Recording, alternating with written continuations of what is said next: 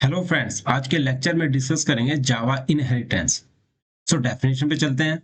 Inheritance is one of the fundamental concepts of object oriented programming. So basically जो inheritance है वो fundamental concept है किसका? Object oriented programming का। It allows a new class means sub class या child class to inherit properties and methods from an existing class known as super class या parent class. तो इसमें क्या होता है कि जो चाइल्ड क्लास होती है वो इनहेरिट करती है पेरेंट क्लास की प्रॉपर्टीज और मेथड को। In Java inheritance is implemented using extends keyword. So Java के अंदर हम जो इनहेरिट करते हैं, मतलब हमें पेरेंट क्लास को इनहेरिट करना है, तो हम क्या यूज करेंगे? एक्सटेंड्स कीवर्ड यूज करेंगे।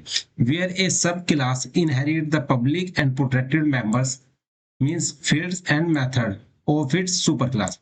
सो बेसिकली इसमें क्या करेगा, ये जो एक्सेस मॉडिफायर होंगे पब्लिक और प्रोटेक्टेड, उनके जो फील्ड्स होंगे या मेथड्स होगा वो इनहेरिट करेगा किसकी? सुपर क्लास की।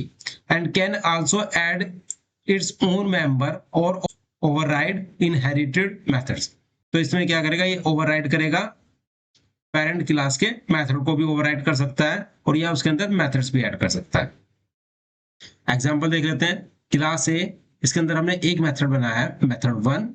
क्लास बी, अब यहाँ पर हमने क्या लिखा? एक्सटेंड्स। तो जावा के अंदर अगर हमें पेरेंट क्लास को इनहेरिट करना है चाइल्ड क्लास के अंदर, तो हम एक्सटेंड्स की वर्ड यूज करते हैं।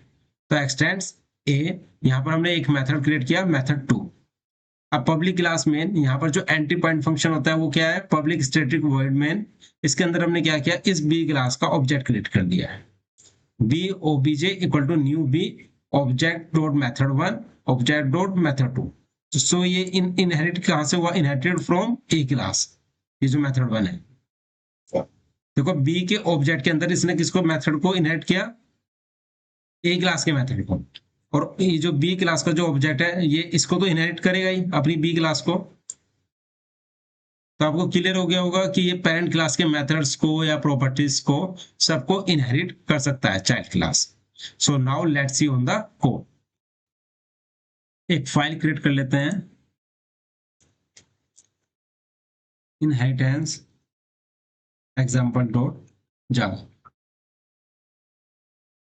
यहां पर क्रिएट करते हैं एक क्लास ए। क्लास ए के अंदर हम क्या करेंगे? एक मेथड बना लेते हैं, पब्लिक वॉइड मेथड वन। इसके अंदर प्रिंट कर लेते हैं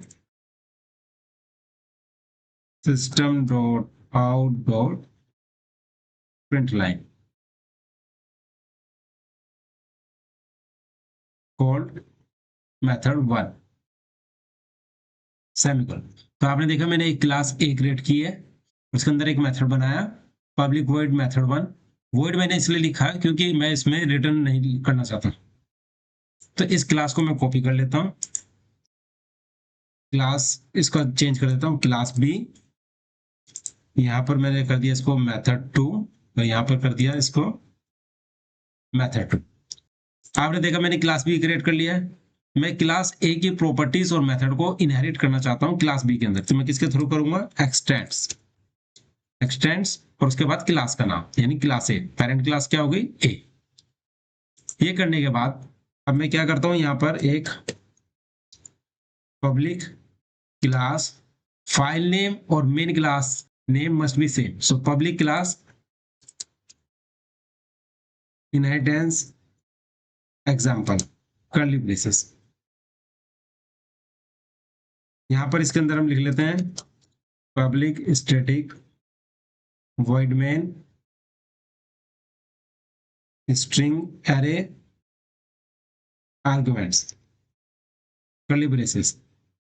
अब हम क्या करेंगे, जो क्लास बी है इसका ऑब्जेक्ट क्रिएट करेंगे। कैसे? B O B J equal to new B. अब हमने क्या ऑब्जेक्ट क्रिएट कर लिया है? ओबीजे।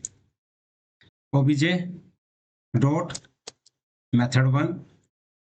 आपने देखा ये जो मैंने ऑब्जेक्ट डॉट मेथड वन लिखा है यानी कि क्लास बी का ऑब्जेक्ट है, और ये किसको कॉल कर रहा है? मेथड वन, जो कि क्लास ए के अंदर है।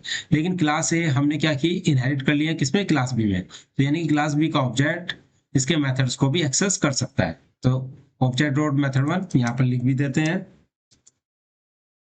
Inherited from class A, obj dot method 2 semicolon inherited from class B. Save कर लेते हैं इसको। अब एग्जीक्यूट करेंगे फाइल को। जावा सी फाइल नेम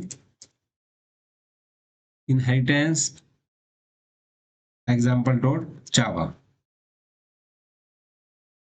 तो आपने देखा inheritance example dot class create हो गई है। अब रन कर लेते हैं इसको। जावा इनहेरिटेंस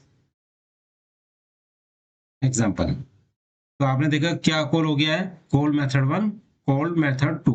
तो आपने देखा कि हमने कैसे क्लास ए को इनहेरिट किया है, किसमें, क्लास बी के अंदर। तो इस तरीके से आपको इनहेरिटेंस का कॉन्सेप्ट क्लियर हो गया होगा। नाउ डिस्कस करते हैं benefits of inheritance. Benefits of inheritance, so इसके बेसिकली 3 मेन बेनिफिट्स हैं। Code reusability, reuse code from the parent class in the sub class avoiding redundancy. So basically हम क्या करते हैं इनहेरिटेंस में, क्या करते हैं, कोड रीयूजेबिलिटी हो जाता है। यानी कि आपने पेरेंट क्लास का अगर मेथड क्रिएट कर लिया है तो आपको उस मेथड क्रिएट करने की जरूरत ही नहीं है। आप क्या कर सकते हो, उसको इनहेरिट कर सकते हो और यूज कर सकते हो। सेकंड, एक्सटेंसिबिलिटी, ए सब class can extend and modify the functionality of the parent class. यानी कि हमने क्या किया, सब क्लास ने क्या किया, एक्सटेंड किया और मॉडिफाई किया किसको, पेरेंट क्लास के फंक्शनलिटी को। तो ये भी बेनिफिट है। थर्ड है hierarchical structure, inheritance allow you to build hierarchical relationships between class A, example animal, dog, beagle. यानी आपने देखा क्लास ए से क्लास बी, बी से सी। तो इस तरह से हम क्या कर सकते हैं, हिरारिकल स्ट्रक्चर फॉलो कर सकते हैं। Types of inheritance in Java. So basically Java में जो इनहेरिटेंस होते हैं वो 5 टाइप्स के होते हैं। First one is single inheritance, एक class inherit from a superclass. यानी कि जो एक क्लास है वो इनहेरिट कर रही है किससे, from one super class. Multilevel inheritance, A class inherits from another class which itself is a सब क्लास ऑफ अनदर क्लास। यानी कि इसमें क्या है, मल्टीलेवल में class A, class B, class C. तो क्लास बी किसको इनहेरिट कर रही है, क्लास ए को, और सी किसको कर रही है, क्लास बी को। सो यानी कि मल्टी लेवल स्ट्रक्चर हो गया। Third one is multiple inheritance, Java does not support multiple inheritance. अगर आपसे कोई क्वेश्चन भी पूछे तो Java does not support multiple inheritance directly through classes, which means you can not inherit from more than one class. हम more than one class को inherit नहीं कर सकते, लेकिन हम इसमें इंटरफेस के थ्रू हम इनहेरिट कर सकते हैं। Fourth one is hierarchical inheritance, multiple classes inherit from a single super class. यानी कि मल्टीपल चाइल्ड क्लास किसको इनहेरिट कर सकती है, सिंगल सुपर क्लास को। And last and fifth one is hybrid inheritance, a combination of more than one type of inheritance not supported directly in Java due to ambiguity in multiple inheritance. So basically जो hybrid inheritance है वो क्या करता है, इसमें more than one type of inheritance use होते हैं, but इसमें क्या है कि जावा जो है इसको सपोर्ट नहीं करता क्योंकि कंफ्यूजन रहता है क्या, मल्टीपल इनहेरिटेंस का। सो आपको टाइप्स ऑफ इनहेरिटेंस क्लियर हो गया होगा। मैं अपने नेक्स्ट लेक्चर में सिंगल इनहेरिटेंस के बारे में बताऊंगा डिटेल्स में। So kindly subscribe my YouTube channel. Thank you so much.